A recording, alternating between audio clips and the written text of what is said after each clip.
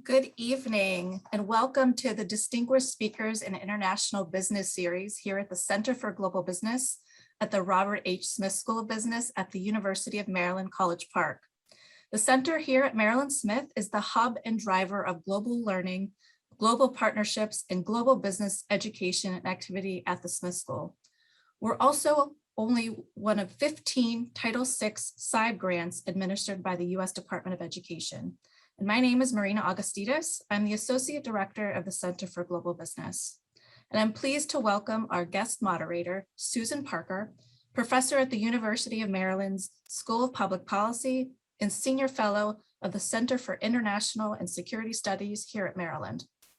I also have the pleasure of welcoming our esteemed guest speakers this evening, Dr. Aloysius Ordu, Director of the Africa Growth Initiative at Brookings, Zeynep Kentour, alumna of Maryland Smith and principal advisor at the IFC, as well as Alejandro Prada, also alum of Maryland Smith and principal advisor for strategy and corporate affairs at IDB Invest. Please note that this event is being recorded in video format for the center's website and for distribution after the event. We'll begin tonight's event by asking questions of our panel about the ongoing economic disparities of the Global South, and then we'll take as many questions as we can from the audience through the Q&A function. Again, welcome to our speakers and to our audience. I will now hand the event over to Susan. Thank you.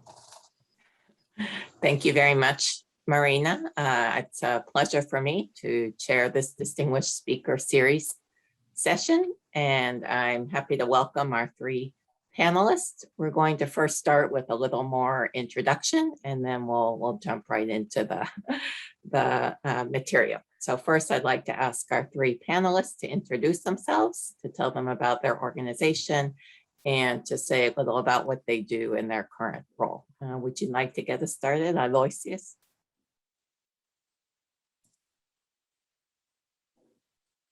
Thank you very much. Can you hear me? Okay, thank you very much, Susan and Marina. Thanks, and welcome to my fellow panelists as well. As mentioned earlier, my name is Aloysius Ordu. I'm the Senior Fellow and Director of the Africa Growth Initiative at the Brookings Institution.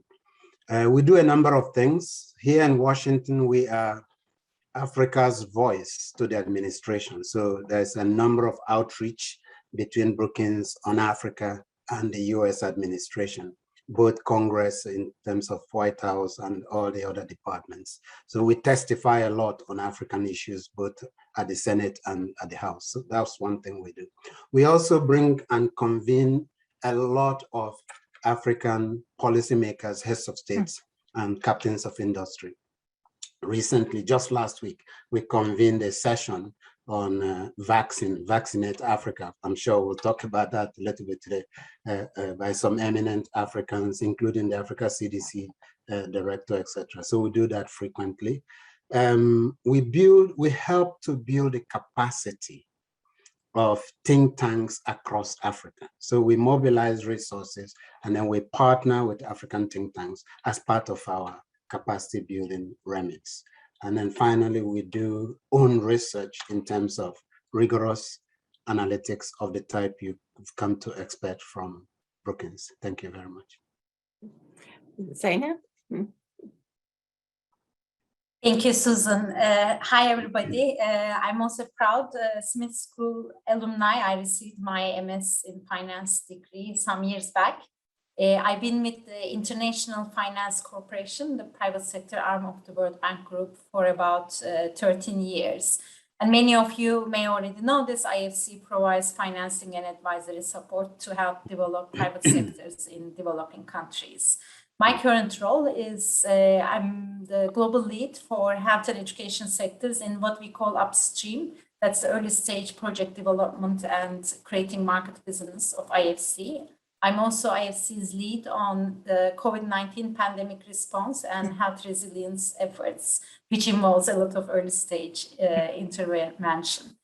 Actually, my career started when I was still a student at Smith School. I started an internship with the bank and fell in love with its mission. not so much with its bureaucracy. And I left for a while to work for an investment bank and came back to join IFC. Very nice to be on this panel. Thank you for the invitation. Alejandro? Thank you, Susan, and thank you, Marina. So my name is Alejandro Prada. I'm a principal advisor for strategy and corporate affairs in IDB Invest. I'm also a fellow MBA graduate from Smith in 2018.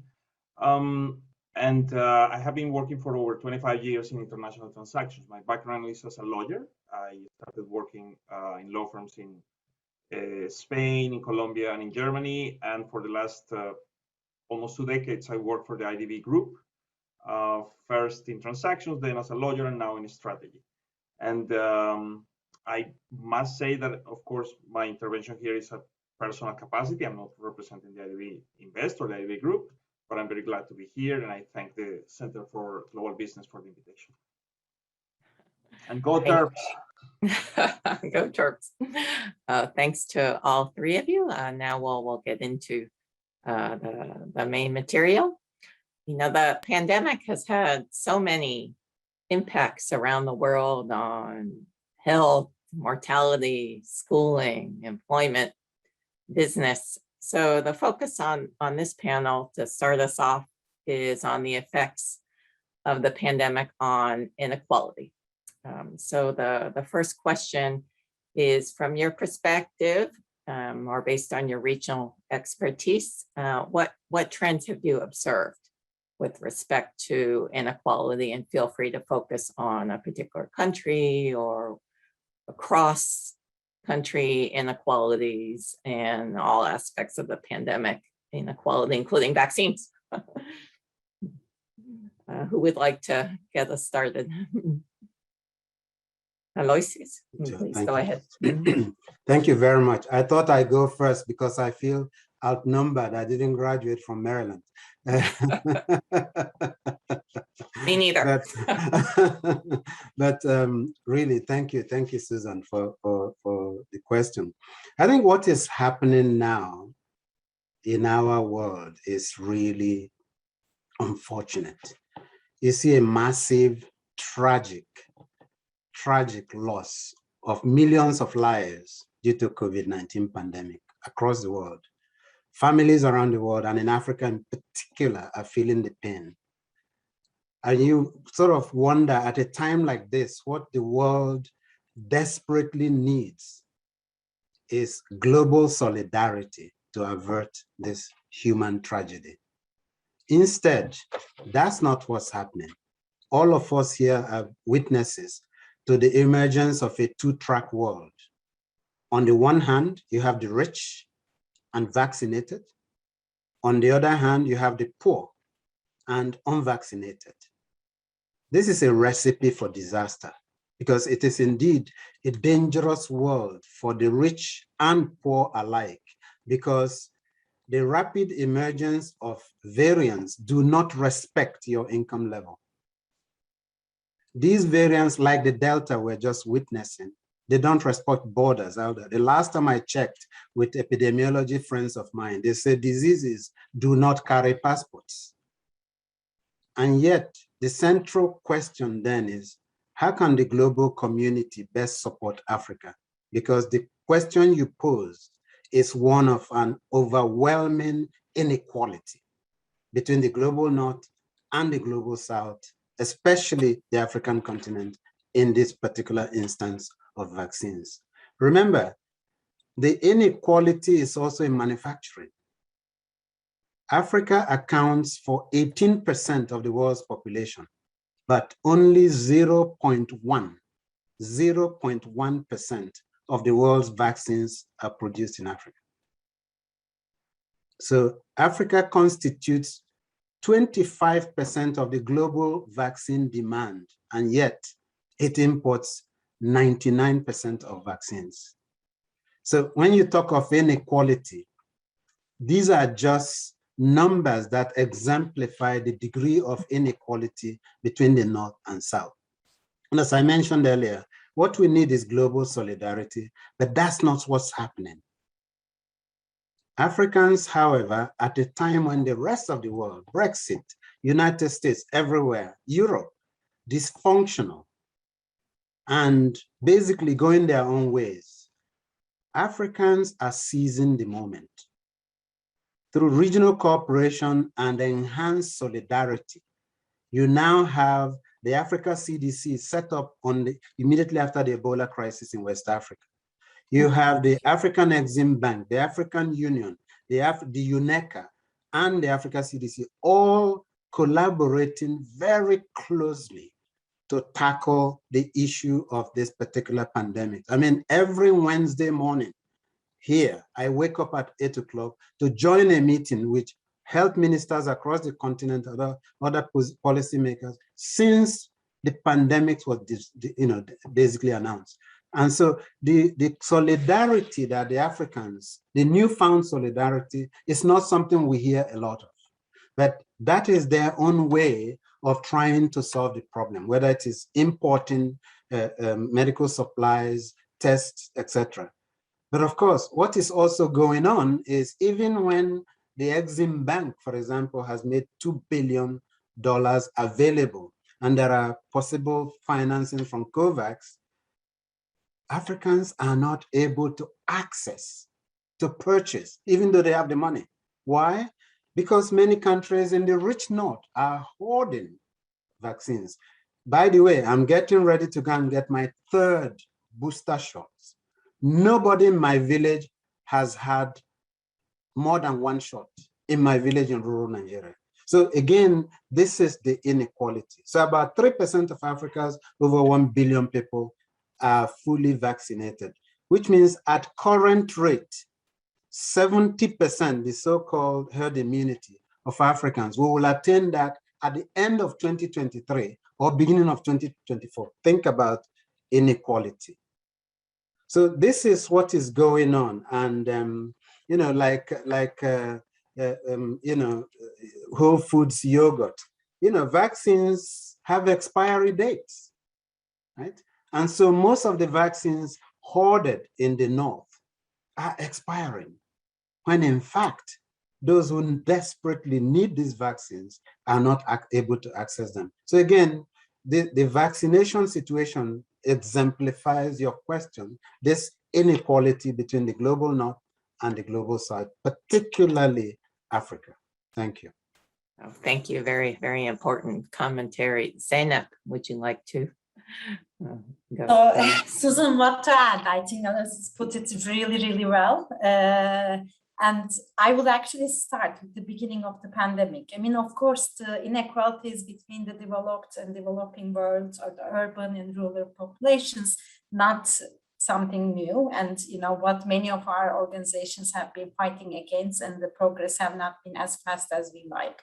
But the pandemic obviously took it a completely different level. So if you think about back in March 2020, when COVID first hit, we were all on the same boat. Everybody homebound, losing parents, losing loved ones, people getting sick, schools closing.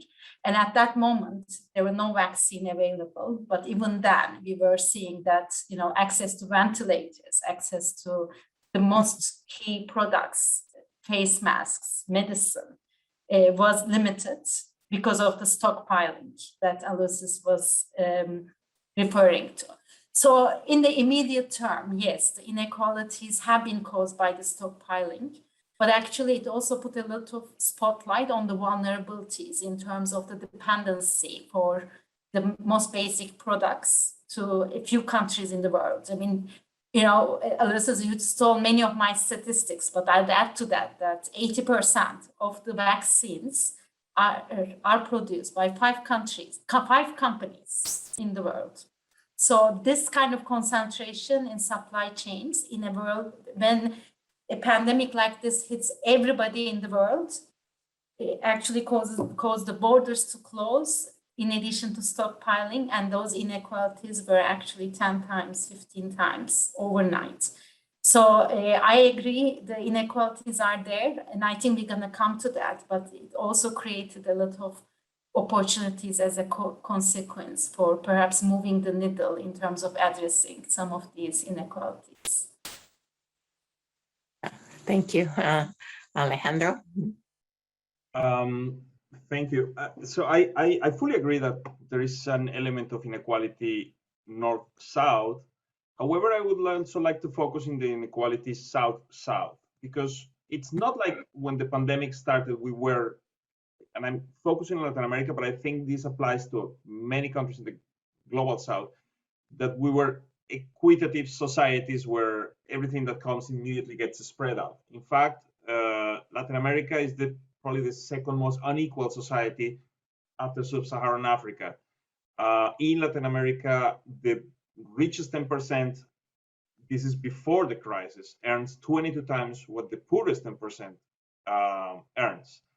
And 54% of the economy is informal, and 31% of the population is below the poverty line. And that's the way we start the pandemic. We start the pandemic also at a particularly weak moment in our economies, with growth essentially flat in 2019, with a big deficit in GDP and a debt burden that is reaching 60%. So there are elements on the way the pandemic hits Latin America that are honestly caused by Latin Americans. So I do feel the argument that we need to be mindful of global solidarity, but we cannot let ourselves off the hook on things that we have caused in our own societies over years and years. And precisely when the pandemic hit, Latin America was in the grip of a lot of social unrest. And the reason is that between in the start of the century, there was a moment of hope. There was a moment where actually equality was reducing, because there was, with the commodities boom, there was more salary coming to the lower bottom of the economic equation, and that stopped around 2013. It basically stopped, and all those gains started to revert. So there was a moment where, when the crisis hits Latin America, we are not in a good shape, not in terms of economy and not in terms of social equality. And a lot of the measures that were adopted also were hit the hardest, precisely the weaker people.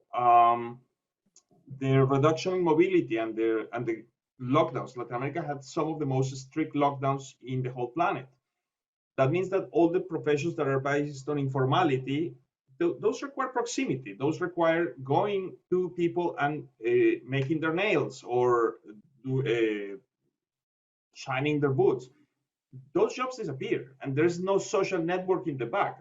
Our social protection system is based on employment, and when 54% of the people are not formally employed, that's very regressive in itself. So yes, I want to concur with Aloysius and Zeynep that there is an element of global solidarity, but let us not forget that there's also a very critical element of analyzing our own societies, the global South societies, and seeing what is wrong in the distribution within the societies that makes that all these crises hit immediately the hardest, the people that has the least resources to confront them. Aloysius. Yeah, just to substantiate, also support what Alejandro was saying, because clearly we all agree that the timing, not that we could have predicted or made it happen, the timing of the pandemic was really unfortunate, I'm sure, for the whole world, but particularly for the global South. Because what was beginning to happen is the economic convergence of the North and the South. Because the South made some enormous strides. The global South GDP and share of global income in the year 2000 rather, was 7.6 trillion, just 28% of the global income. As of 2016, the global South accounted for about $31 trillion, about 41% of global GDP. So the progress was remarkable, right?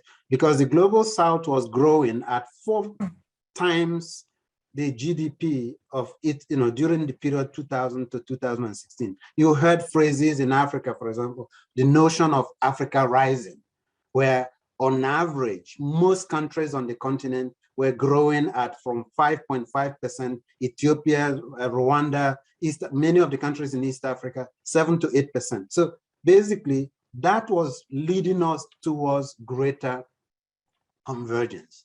And then the solidarity also kicked in the African, because, in the past, we used to read economic integration in Latin America, CARICOM and all that. All of a sudden now, the African continent is actually part of that solidarity. All 54 nations came together.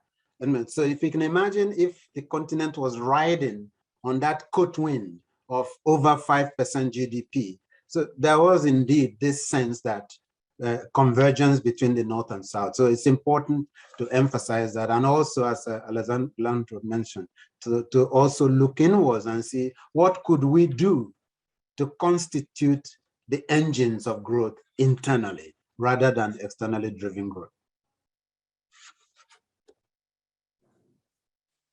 So thinking, it's sort of overwhelming in the sense, thinking of all the, the different increases in inequality and different variables. What do you think will be some of the long-term consequences of this increase in inequality, for instance, on education, our orphans?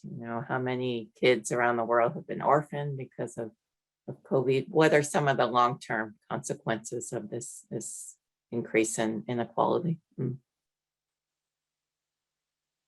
Let me take a stab at this first. I want to focus on two things. First, education, as you said.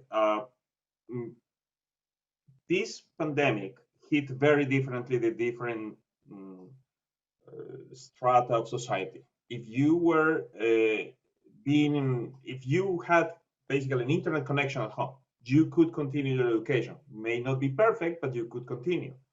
However, for many people in Latin America, the only internet connection is one cell phone for the household.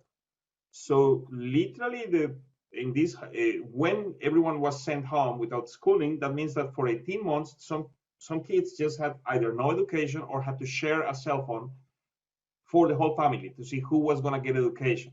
Now, in my age, I'm not going to reveal my age, but in my age, 1 year is more or less fungible. So if I lose 1 year, okay, I'll try to make up with the next.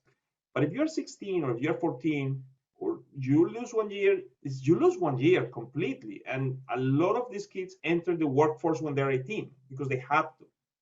So 1 year and a half lost in education is 1 year and a half of absolutely no education, that it's not going to be replaced later because this kid's not going to stay in the school until he's 23 or 24 just to complete. That means that you have a long-term effect in holding this person back. The second aspect I want to emphasize is because of the low rate of savings in Latin America. Only 40% of households in Latin America have a bank account. This figure goes to 90% in the industrial countries. When you have a crisis like this, when you have very restricted access to credit, what you have to do is, and when there is not the traditional escapes in Latin America where the informality, working in the streets, it's not possible, and remittances from the global north. And that also went down during this crisis. So what you have to do is basically disinvest. So whatever assets you had, your motorcycle or your refrigerator or whatever can you sell and you try to pay with that. And that has huge implications for your ability to produce later. I mean, in the North, we know one of the things for poverty, to alleviate poverty, is allow people to transport themselves. So give them a car, otherwise they cannot get a job. The same happens in Latin America. In Peru, for example, I was looking at the statistics of the difference in refrigerator ownership between more well-off people and the poorest people. And having a refrigerator is not just a convenience. It changes completely your lifestyle. It allows you to buy bulk instead of having to buy in little quantities just for your daily consumption. It allows you to make savings. It allows you to prepare food and save time. So having to give up your refrigerator has enormous consequences in basically in the lifestyle, and you will spend the next 3 or 4 years saving again to buy it again. So so yes, the consequences. I know I'm going into different areas, both in the personal area of education, but also in the for low-income households, the losing their savings has a ripple effect many years down the road in terms of their ability to come back out of this crisis. So maybe if I may jump in there, I fully agree. And, I think Alejandro described very well. I mean, many of the countries are now saying this is a 10, 15 year setback in achieving some of the, some progress in addressing these inequalities.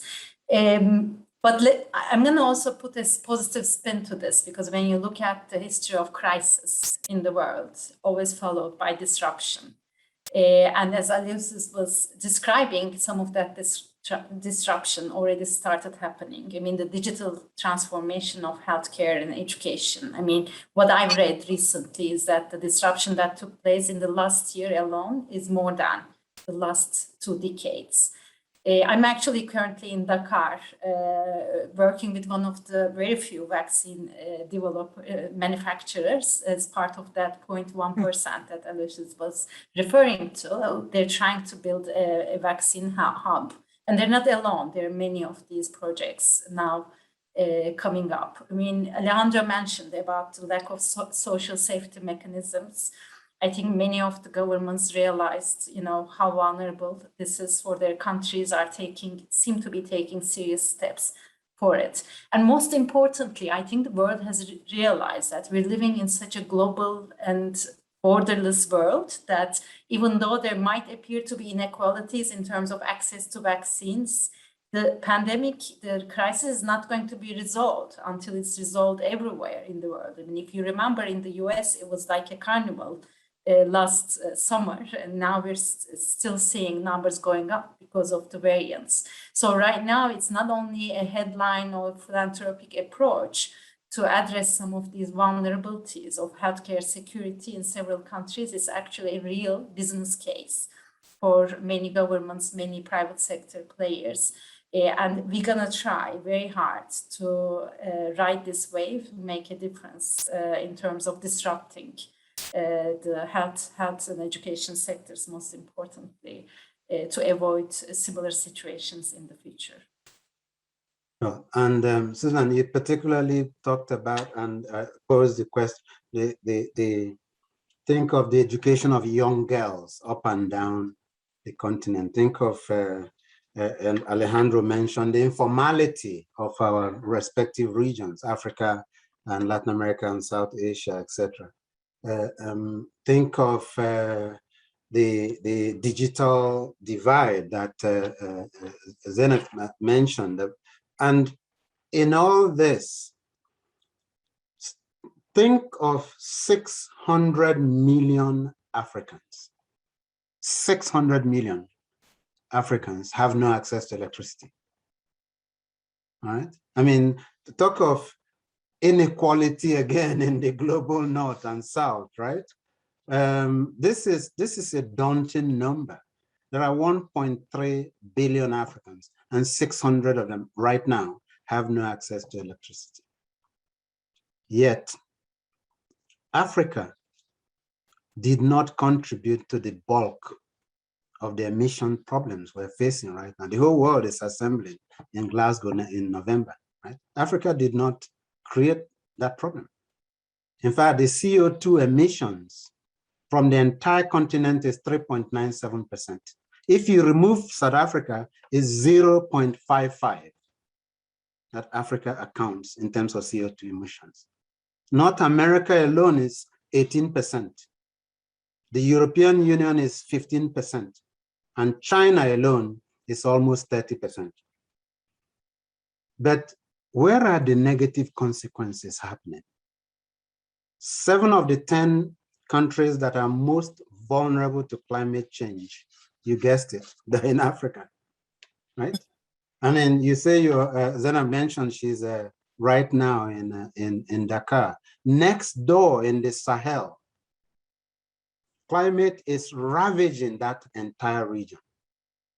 With the result now that farmers are moving, because the climate, the Sahara is moving south, right? Impoverishing the land. You go to the Horn of Africa, you go to the northern part of my own country, northern Nigeria, you go to northern Mozambique, Madagascar. In each of these places, climate is wreaking havoc.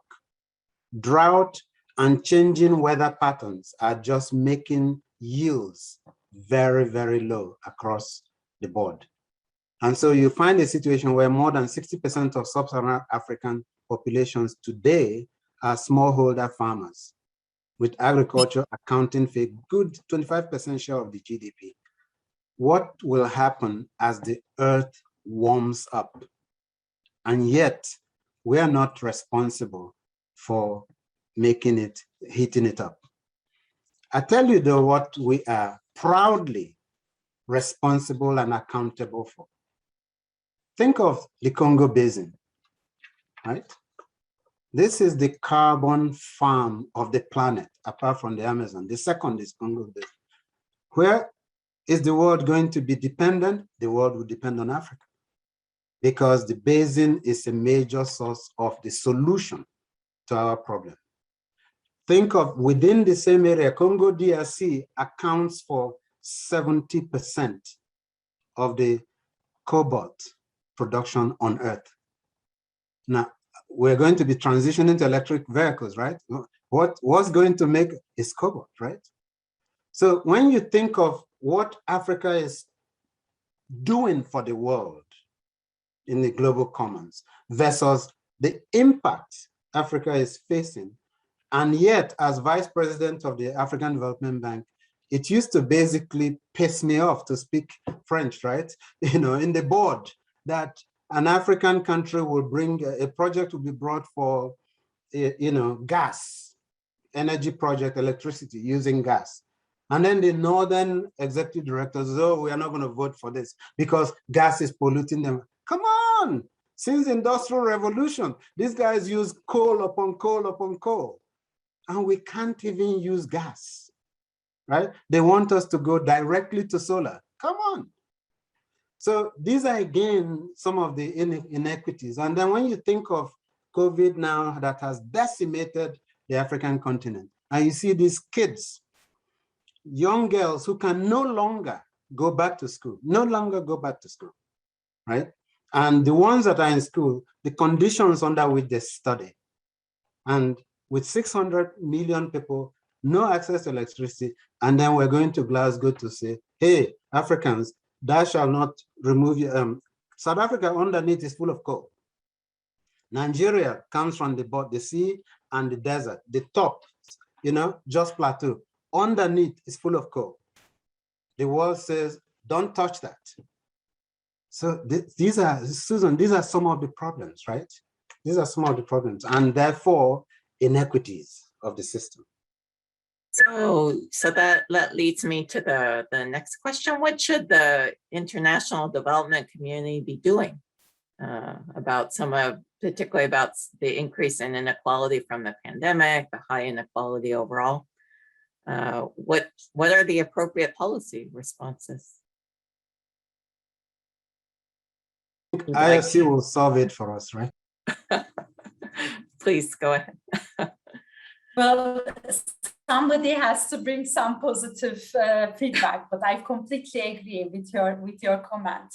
And actually, I'll start by saying I think the international community did give a very strong response, both in terms of funding, but also in terms of supporting these various initiatives, including what Aloysius was referring to for African Union. We spoke a lot about Africa, but the similar initiatives ongoing in Latin America through PAHO, etc. I think one of the things that we're still missing a little bit is a coordination among these. I think a lot of efforts right now is somewhat in silos, repetitive, and even with the African Union, for example, coming together, there is still not a continental strategy in terms of how we can build regional capabilities rather than trying to do everything in every country. The international community is playing catch up. We're trying to support every single project. We speak to each other a lot, but I wouldn't say there's a cohesive coordination yet.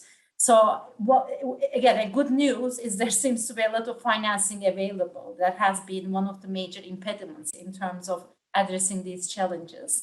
So we need to create viable projects, not only donor-funded projects, because that creates another dependency for these countries. And to create viable projects, we need to talk long-term. We need to bring tech transfer. We need to bring education. We need to strengthen the environment. So this is not a situation where one or two international development institutions can resolve. We need everybody to come together, which is not as easy in practice, not on a project level, not on a continental strategy level. Alessus, when you talk about your Wednesday meetings, when you wake up and join those meetings, I think it might be the same meetings that we join, but I think we need to continue giving this message in terms of, having a coordination among these activities, not only throwing money to projects, but actually creating viable projects, helping governments creating long-term sustainable solutions to avoid similar situations for the next crisis.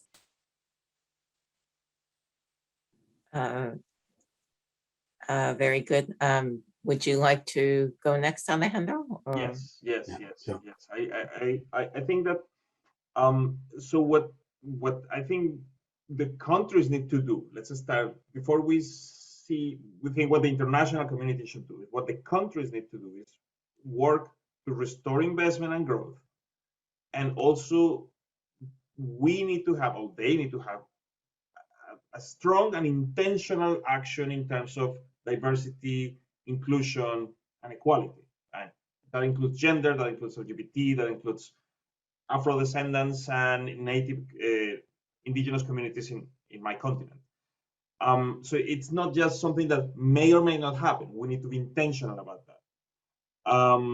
And all this needs to be done in a context of fiscal prudence, because nobody's going to give us a handout.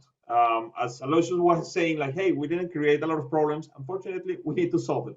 Even if we didn't create them, we are now in this situation, and decarbonization of our economies is not something that we can choose not to do.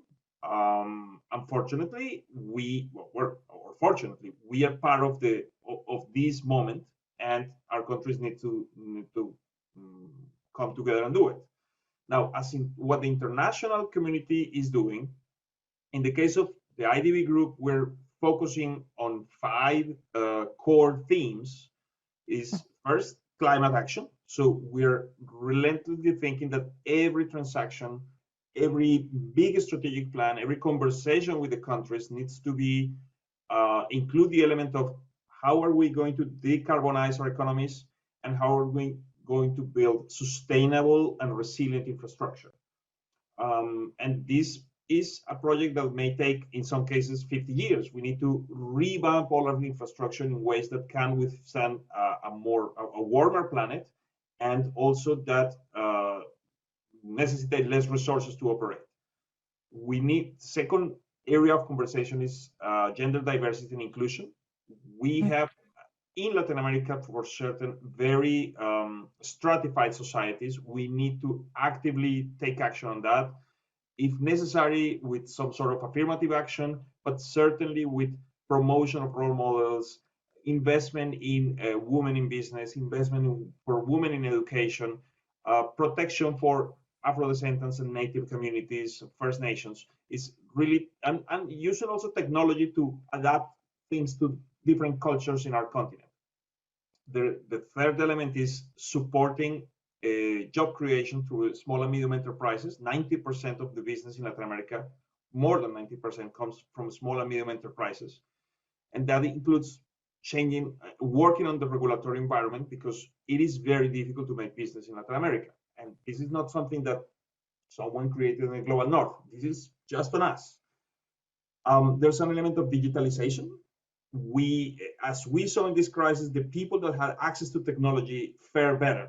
Simple as that. The companies that had access to technology could continue operating. The government services that were provided in a digital platform continue to be provided. Everything else had to stop. So we need to work really hard to digitalize our health, our education, our private sector.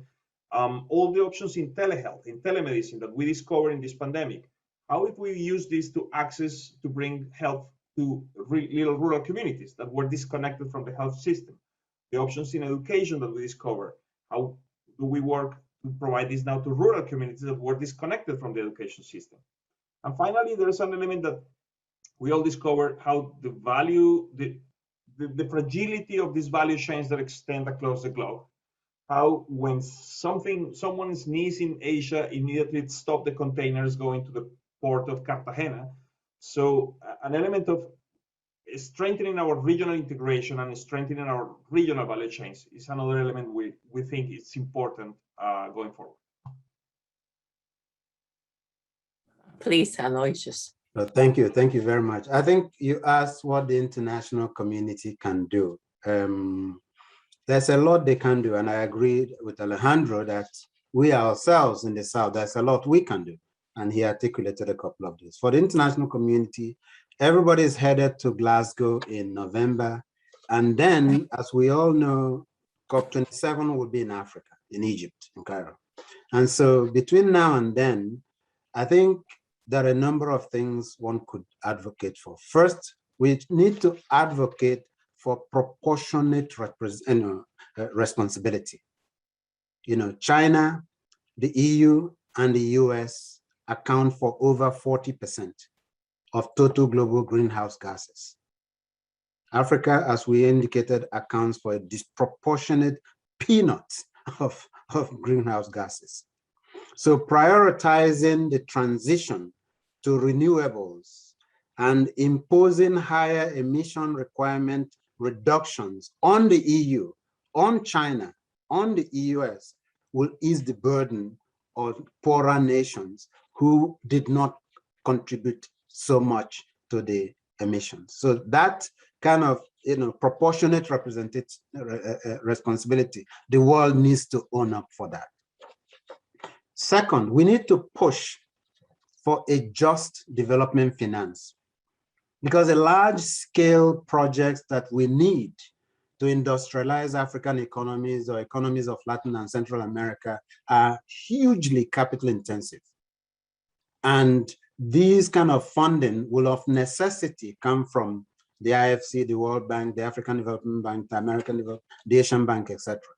And so while we agree on the environmental and the, social and economic justification for not financing coal-powered plants, these institutions should nevertheless not limit financing when it comes to supporting natural gas, because the transition will take a while to get us there. And so we need a broad energy mix. Now, Alejandro made a valid point about we need to also look inwards. What are we doing ourselves? These capital-intensive projects, they can only attract financing, as our IFC will confirm, if and only if they are assessed as bankable. And so many of our countries in Africa and Latin America and elsewhere, we need to be very deliberate and prepare bankable projects. Take hydro, for example, which is climate friendly. There are 7 major rivers on the African continent: the Nile, Niger, Congo, Senegal, Orange, Limpopo, and the Zambezi. Many of these rivers basically have tremendous hydro potentials. And the Congo DRC, where we mentioned just a minute ago, there are just the Inga Dam and many other possible green type electricity generation. So we don't, the IFC and the private sector, global private, will not come and finance those things until we ourselves take the appropriate measure to ensure that these projects are bankable. Finally, in Africa already, the African Continental Free Trade Area is a step in the right direction. You're talking of that $3.4 trillion economy with 54 nation states.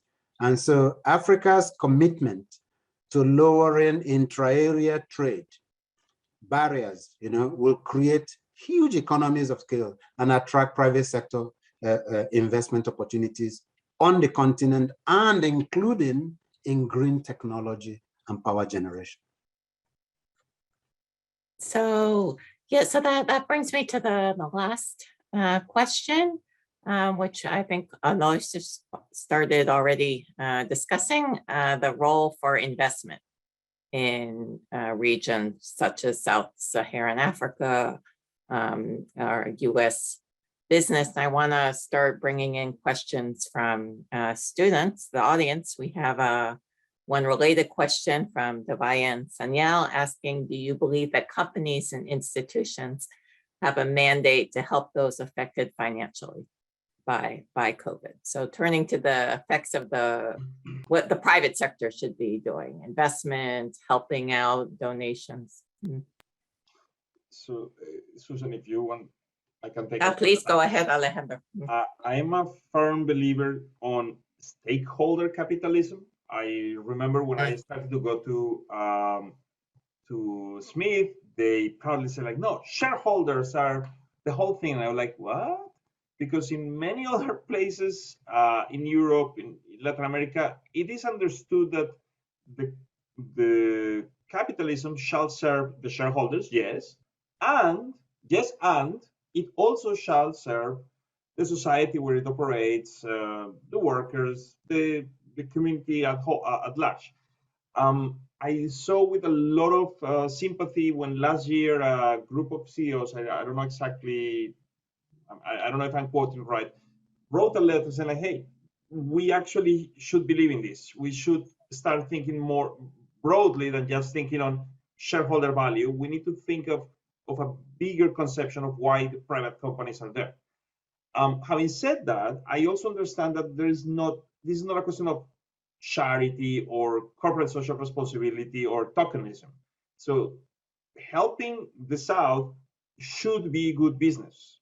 Otherwise, it's not sustainable. If it's just something that you do just for a picture, then it comes away in 2 weeks. It goes away in 2 weeks.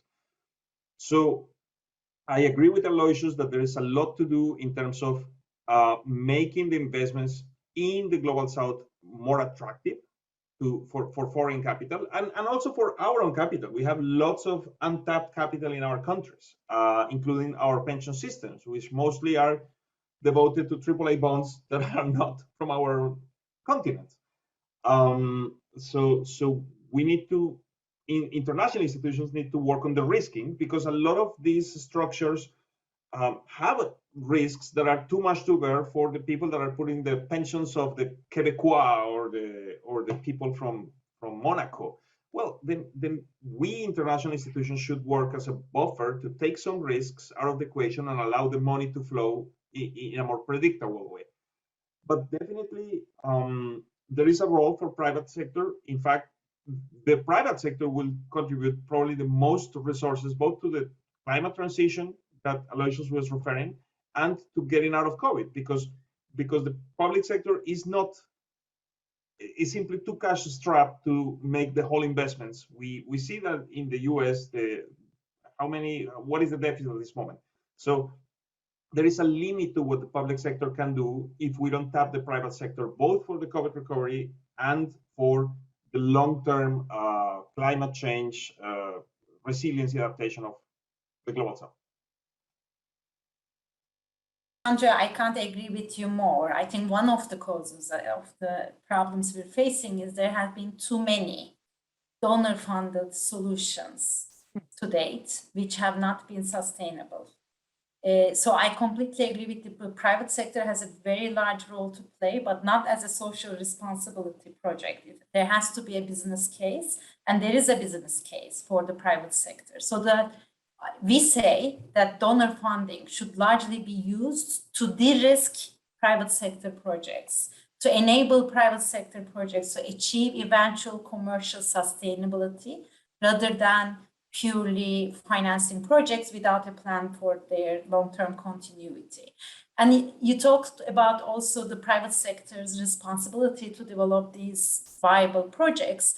And to be honest, up until 2-3 years ago, we at IFC were expecting these projects to fall on our laps. And like I said, right now, access to finance is not the problem. There is capital available, but those projects are very scarce to come.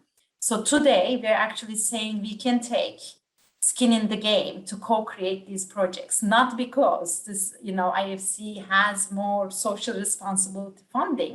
That is also the business case for our continuity. If we help develop these sustainable projects and reduce dependency on donor funding, philanthropic funding, which also comes with its own costs. So the private sector, to answer the question from the student, the companies do have a mandate to be, first of all, creating, business-minded solutions, not only just to help their communities, but also to survive in their communities. And I want to echo what Alejandro said. This is not only shareholder management anymore, it's stakeholder management because of the global nature of the businesses, because of the interdependencies between different businesses and stakeholders. Just to add, in response to the student's question, clearly, it's better also, in addition to what Alejandro and Zeynep said, to imagine an iron triangle, right? Because it's an engaged public sector, it's a private sector, and foundations. You need these three elements of the triangle to work in tandem. We just read 2 months ago, the MasterCard Foundation wrote a check for $1.3 billion to the Africa CDC and the African Union. So that's foundation at its infinite best. We know the Gates Foundation, basically, of the $5 billion they disburse annually, half goes to Africa. So you need the foundations and you need an engaged public sector and private sector. Let me just give you an example of where, if all three work together, magic and miracle happens. 2014, 2016, Ebola outbreak in West Africa, devastated Guinea, Sierra Leone and Liberia. Remember that one of the Ebola patients arrived in Lagos. And people seem to have forgotten that now. Imagine if that Ebola patient had spread Ebola in Lagos, and with all the flights going around the world, the pandemic we're experiencing now, we might have had a taste of it earlier on in 2016. But what happened and how come Ebola didn't spread in Nigeria and the rest of the world was basically the fact that you had an engaged public sector, the federal government, the Lagos state government, the Lagos municipality, they all converge to make sure this thing doesn't spread. Dangote Foundation wrote a check, remember, role of foundation. So engage public sector foundations, and then the private sector side of Dangote as well, basically made sure that some of the hospitals and clinics did not have they wrote a check to make sure that those basic things were done. And as a consequence, if you tell many people how close the world came to this, this horrible outcome in 2015, 2016, people don't even remember. The reason for it is basically that you had an engaged public sector working in collaboration with the private sector and foundations. And so that's really how I see this thing going forward. All parties have to be engaged to achieve the same common objective. Oh, very good. And let's take, I'm gonna read some of the questions from the audience, see how many we have time for. So here in the US, the pandemic has hit women particularly hard. This is from Kisnaya Prasad. My question relates to how the pandemic has affected women in the global South and what can be done to address this. who would like to take a crack? Alejandro, you're unmuted. Well, okay. So I'm not an expert on the subject, but effectively, yes, women were the most affected also in Latin America, both because they are overrepresented in the services and hospitality sector, which were hit the worst, and also because of cultural patterns that basically tend to place the burden of taking care of stay-at-home kids and on the woman. So when kids were forced to stay at home, guess who else had to stay at home? Which were women. So while the employment numbers were horrible, the employment numbers for women were even worse in Latin America. I don't have them top of my head, but yes, it was particularly hard hit. And again, when we think about the solution or the long-term lessons learned from this, is we need to work on this. We need to work on. It's very difficult for a government just by decree to change cultural patterns, but there are some things that can be done in terms of regulation, forcing companies to have equal share of women, for example, in certain positions, improving childcare in our regions, providing parental leave, promoting also role models in leadership. Some countries have quotas for ministers. In Colombia, it's 50-50. You cannot have 65% of ministers, women or men. It has to be 50-50. So these kind of things create long-term the idea that women belong in the working place. Also, we need to learn to retain some of the things we gained in the pandemic. So we learned to have a lot of flexibility in the work environment.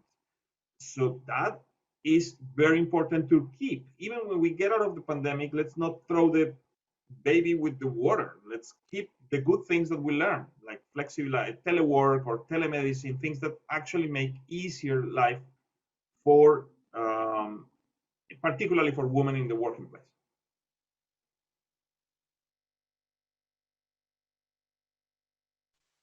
I think that was a perfect answer, Alejandro. Nothing to add. All right, so let's Yeah, get in very one good. more question then from Alessandro Kovacs. What can American pharmaceutical companies do to decrease waste and increase connectiveness to further build solidarity with the global south? Well, So I'm gonna jump right in. Sorry, Aloysius, Great. very go ahead. quickly. Go ahead, Zena. I mean, again, we don't want anybody to do anything that doesn't make business sense, but this concentration of technology, manufacturing in certain countries, that's not gonna work for the world anymore. So we're working very closely with multinational pharmaceutical companies to do to enable tech transfer and diversification of supply chains, and that's something definitely American pharmaceutical companies can support. It's not very easy. I mean, I'm sure you've been reading in the media, the WTO has been pressuring companies to share IPs of their products and all that. Well, that's not as easy, of course, but there's solutions that can be produced that is a win-win, also for the long-term sustainability of the pharmaceutical industry. So I think the more they're able to take risks, as I mentioned, there are mechanisms out there to de-risk these companies in terms of supporting the efforts for local production, increase of human resource capabilities in developing countries. Okay, so we can fit in one more last question from Stephanie Schreiner. With respect to financial access inequality, do you consider that fintech companies filled the gap in the pandemic, that the fintech companies filled the gap in the pandemic where traditional financial institutions could not reach? Sounds like an IFC question to me.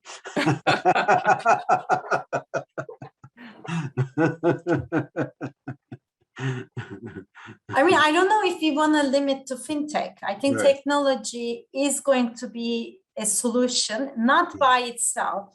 I mean, it needs to be supported by enabling policies, enabling regulations, and all that. So the financial sector actually has been the fastest in terms of digital, transformation. Mhm. And actually more so in developing countries than the developed. I would say that's one area where even Africa has been able to leapfrog well beyond the US, if you ask me. Yeah. So there's a lot to learn from fintech industry in terms of Yeah. how other sectors can also disrupt and Right. bring in solutions to some of the inequalities from, as Alejandro mentioned, not only from country to country, but also within country and urban Right. to rural, etc. Right.